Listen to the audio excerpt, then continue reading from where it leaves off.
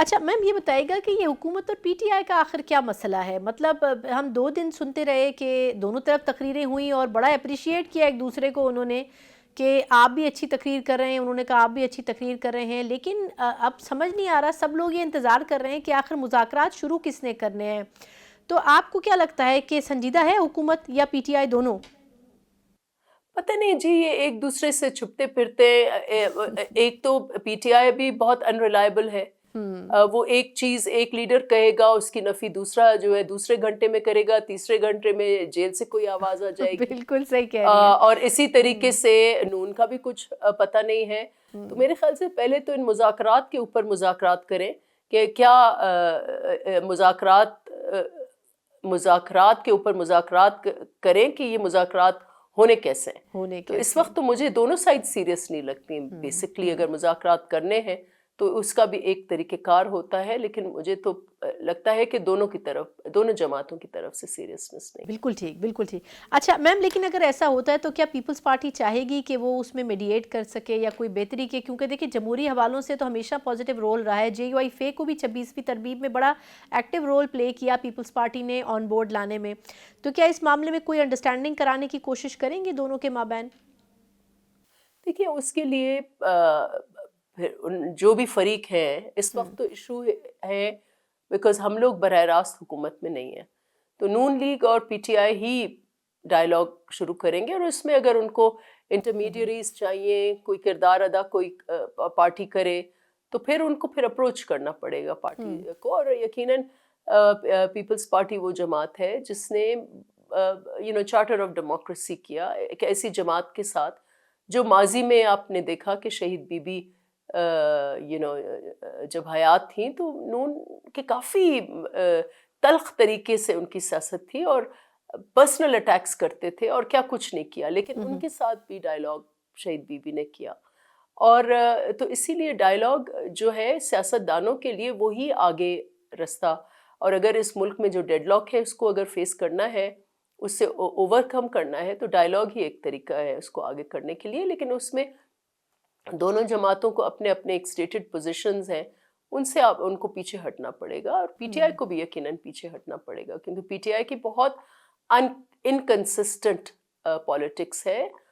پتہ نہیں ہے کہ ایک منٹ میں دوسرے منٹ وہ کیا بات کریں گے اور کیا یو ٹرن لیں گے. صحیح.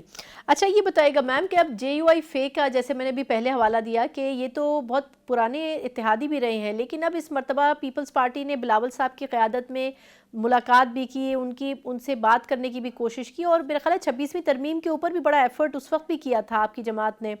لیکن اب یہ جو بل کے اوپر ایشو ریز ہوا ہے، اس کے اوپر مولانا صاحب نے خود آپ کے سامنے پارلیمنٹ فلور پر کہا کہ اگر اس بل کو ایز اٹ از نہ اپروو کیا گیا تو پھر معاملہ وہ سڑکوں پر لے جائیں گے. تو آپ کو کیا لگتا ہے؟ گورنمنٹ تو بڑی پرامید ہے کہ ان کو منا لیں گے، لیکن ابھی تک ٹل ناؤ وہ اسی بات پر قائم ہے کہ جو بل تھا جیسا تھا اس کو ایسے ہی امپلیمنٹ کیا جائے. دونوں طرف سے وہ ریجیڈیٹی نظر آ رہی ہے. دیکھیں بظاہر مجھے اتنا بڑا ایشو لگ نہیں رہا. یہ اس پہ تو ہم سب دیکھیں ایوری بڈی شوڈ اگری کہ جہاں ہر چیز اس ملک میں ریگولیٹ ہوتی ہے وہاں مدرسوں کو بھی ریگولیٹ ہونا پڑے گا. اور اگر یہ انسسٹ ہو کہ مدرسے اس فورم پہ رجسٹر ہوں، اس پہ نہیں، تو آفٹر آل ایجوکیشنل انسٹیٹیوشنز ہیں. اب مجھے نہیں پتا کہ اگریمنٹس کی نوعیت کیا تھی.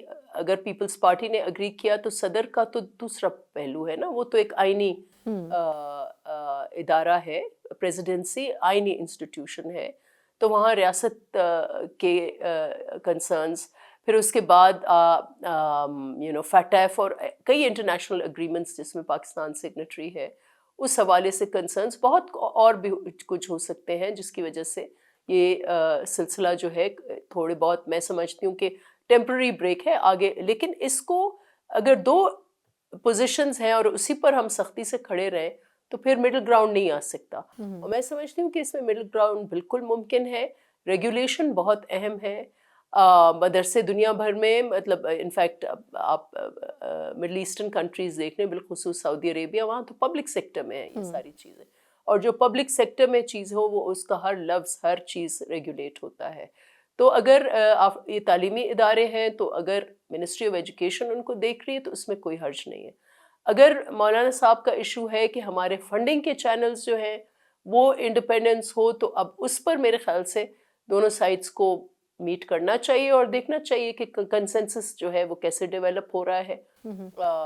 دس از اپ ٹو دا پارٹیز. مجھے اب ڈیٹیلز مولانا صاحب کی میں نے تقریر تو سنی تھی، مجھے ایسی اتنی کوئی بڑا کوئی گیپ نہیں نظر آیا جو ان کا موقف ہے اور جو حکومت کا ہے یا گورنمنٹ کا ہے. کوئی اتنا بڑا گیپ نہیں ہے جو پر نہیں ہو سکے. اور مولانا صاحب پولیٹیشین ہیں، وہ خود بھی کنسنسس بلڈر ہیں. تو آئی ہوپ کہ اس چیز کو مل کر یہ مسئلہ حل ہو سکے، اور ایسا مسئلہ حل ہو کہ اس ملک میں ایکسٹریمزم کا خاتمہ ہو، تعلیمی ادارے جو ہیں وہ پھلے پھولے، مدرسے جو ہیں وہ بھی پروگریس کریں. ان کی ایک دنیا میں جو ماضی میں مدرسوں کی ایک ایلیویٹڈ پوزیشن تھی، سینٹرز آف نالج تھے، سینٹرز آف ایکسلنس ہوا کرتے تھے، اس پوزیشن پر واپس آئیں. اور نہ یہ کہ آپ کو پتہ ہے کہ یہ جو ریجنل وار تھی، افغان وار، اس میں مدرسے جو ہیں they became breeding ground for militancy. تو یہ نہ ہو، اور اس لیے بہت ضروری ہے کہ ہم مدرسوں کی جو ہے ریگولیشن، کیئرفل ریگولیشن ہو، لیکن ایٹ دا سیم ٹائم جو وہاں کے ان کے جو اپنے معیار ہیں اور مدرسہ اسٹیک ہولڈرز ہیں، مختلف بورڈز ہیں، ان کے جو مسائل ہیں وہ بھی ایڈریس ہوں. بالکل صحیح. بہت بہت شکریہ میم ڈاکٹر نفیسہ شاہ صاحبہ.